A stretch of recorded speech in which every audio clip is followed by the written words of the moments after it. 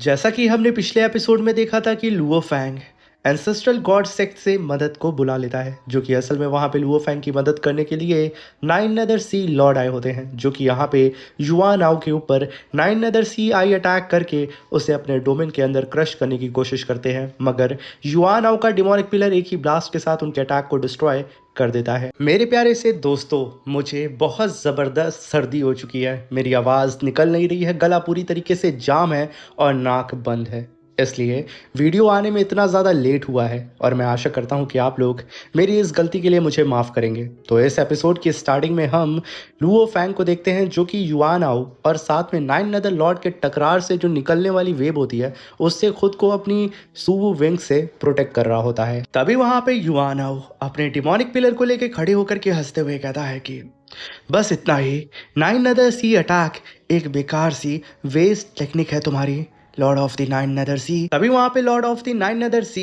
Yuan Ao की territory से बाहर लुओ फैंग के पास आके खड़े हो जाते हैं। और तभी वो लुओ फैंग से कहते हैं कि लुओ फैंग, युआन आओ सच में बहुत ज़्यादा ताकतवर हो चुका है, मेरी सबसे powerful secret technique plus self destruct level 90% attack power, सब कुछ उस डिवाइन डिमोनिक पिलर ने ब्लॉक कर दिया। और लुओ फैंग, मेरे लास्ट अटैक से युआन आओ की डिवाइन बॉडी का सिर्फ 1/10% ही डैमेज हुआ है, इसलिए चलो रुकते हैं लुओ फैंग, देखें बाकी फैक्शन इस युआन आओ को कैसे हैंडल करते हैं। अब यहाँ पे लुओ फैंग और साथ में लॉर्ड ऑफ द नाइन नदर सी वो दोनों ही एक जगह खड़ी होकर के अदर फैक्शन का वेट कर रहे होते हैं। तभी लुओ फैंग अपने मन में कहता है कि लॉर्ड ऑफ द नाइन नदर सी, केओस सिटी लॉर्ड और Lord of the star river, ये सब टॉप टायर के लॉर्ड ऑफ द यूनिवर्स हैं। अगर इन लोगों का अटैक भी इफेक्ट नहीं कर रहा है तो लॉर्ड ऑफ युआन आओ की पावर ऑलमोस्ट अनइमेजिनेबल लेवल को अप्रोच कर रही है। ये मामला छोटा नहीं है, मुझे तुरंत ह्यूमन रेस को इन्फॉर्म करना होगा। ये कहने के साथ लुओ फैंग तुरंत अपने टीचर केओस सिटी लॉर्ड को एक लेटर भेज देता है और उसके अंदर युआन आओ से रिलेटेड सारी डिटेल होती है कि आखिर युआन आओ ने अब तक क्या क्या किया है। तभी वहाँ पे एक धमाका होता है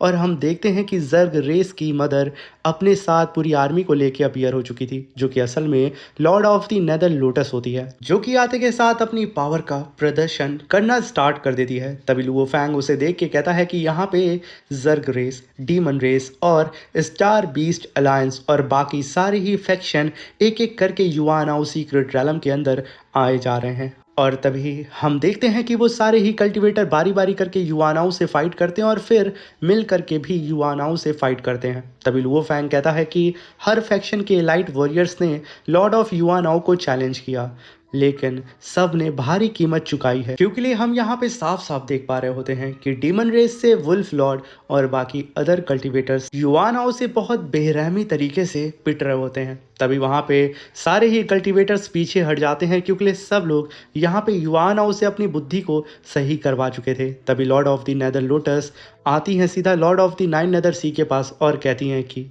मैं इन बेकार वॉरियर्स पर भरोसा भी नहीं कर रही थी, लेकिन तुम लॉर्ड ऑफ द नाइन नदर सी, तुमने पहले मेरी हेल्प क्यों नहीं की। तभी लॉर्ड ऑफ द नाइन नदर सी गुस्से में और रूड वे में कहते हैं कि आप सभी लोगों ने खुद को आजमा लिया है और रिजल्ट में आपके हाथ सिर्फ फेलियर मिला है, इसलिए सिर्फ मिलकर ही हम युआन आओ का सामना कर सकते हैं। हम तब तक कुछ डिसाइड नहीं करेंगे जब तक सारे फैक्शन यहाँ असेंबल ना हो जाएं। तभी lord of the nether lotus कहती है कि बेवकूफ़, मैं इसे लाइन मार रही हूँ और इसे कोई फ़र्क नहीं पड़ता है। तभी लुओ फैंग सीधे ही lord of the ice peak के पास जाके खड़ा हो जाता है और उन्हें ग्रीट करता है। तभी लॉर्ड ऑफ द नेदर सी कहती है कि क्या बात है, ह्यूमन रेस से भी lord of the ice peak आ चुके हैं। तभी lord of the ice peak Luo Fang से कहते हैं कि Luo Fang giant axe founder cosmic sea में गए हुए हैं, इसलिए उनसे समय पर कांटेक्ट नहीं हो पाया, लेकिन ये अच्छी बात थी कि तुमने हमें वक्त पर मैसेज भेज दिया। तभी वो लॉर्ड ऑफ द नाइन नदर सी को हेलो बोलते हैं, मगर सडन एक धमाका होता है और उन लोगों के सामने एम्परर यान भी अपीयर हो जाता है, जिसे देख करके लुओ फैंग कहता है कि एम्परर यान, यहाँ पर मैं तुम्हें देख करके काफ़ी ज़्यादा शॉक्ड हुआ, मैंने बिल्कुल भी एक्सपेक्ट नहीं किया था कि तुम यहाँ आओगे। मगर तभी लुओ फैंग के बगल से Lord of the ice peak बहुत ही तेज़ी से आगे की तरफ निकलते हैं और सीधा ही एम्परर यान के सामने आके खड़े खड़े हो जाते हैं और अपनी पावर को अनलेश करके सीधा ही उसके ऊपर आइस अटैक कर देते हैं। ये देख करके एम्परर यान भी अपनी पावर को अनलेश करके उनकी पावर को काउंटर करता है। तभी lord of the ice peak कहते हैं कि तू एक गद्दार है जिसने एक ट्रेजर के लिए अपने ही लोगों को जान से मार दिया था। हिम्मत कैसे हुई मेरे सामने आ करके अपना चेहरा दिखाने की। तभी एम्परर यान कहता है कि वो लगता है कि Lord of the ice peak मेरे सामने आने से डर रहे हैं। ये सुन करके Lord of the ice peak अपनी पावर को अनलिश करके एक ही बार में एम्परर यान को उठा के पीछे पटक देते हैं और कहते हैं कि अगर ये सारे रेसेस यहाँ मौजूद ना होते तो मैं तुम्हें यहाँ आने का पछतावा तुरंत करा देता। तभी हम देखते हैं कि लुओ फैंग अपनी पावर को अनलिश करके बिल्कुल तैयार था फाइट करने के लिए और वहीं पे एम्परर यान के साथ ही घूर करके Lord of the ice peak को देख रहे थे, मगर किसी की जरूरत नहीं होती है कि वो आगे बढ़ के कुछ एक्शन ले।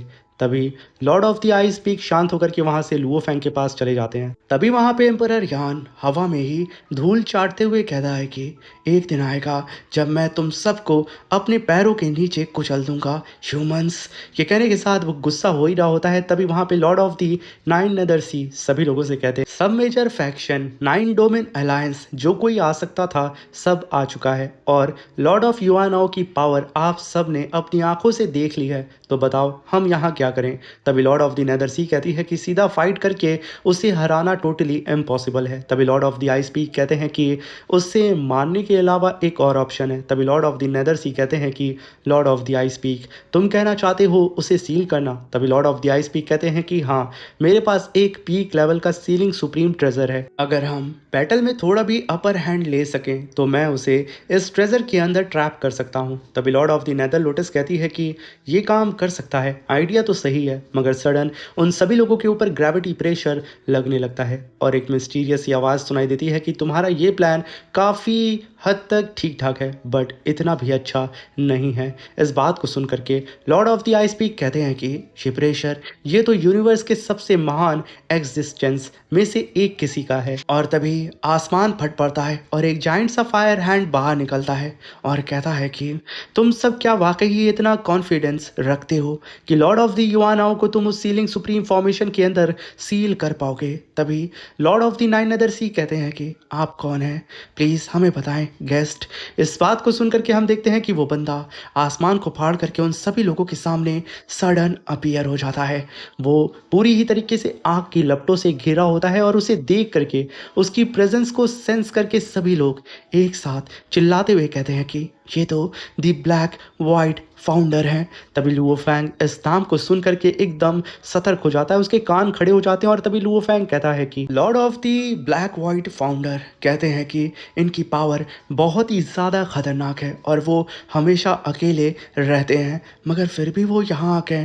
तभी वहाँ पे lord of the black white founder कहते हैं कि मेरे पास एक प्रपोजल है तुम सबके लिए, मैं तुम सबकी मदद कर सकता हूँ लॉर्ड ऑफ युआनाओ को उस सीलिंग सुप्रीम ट्रेजर में फोर्स करके सील करने में। मैं किसी फैक्शन से बिलोंग नहीं करता हूँ और ना ही मुझे तुम्हारा क्रेडिट चाहिए, मुझे सिर्फ एक चीज़ चाहिए, वो है डिमोनिक डार्क पिलर, और बदले में मैं अपने कुछ peak level supreme treasure trade करने को रेडी हूँ, कोई खाली हाथ नहीं जाएगा यहाँ से।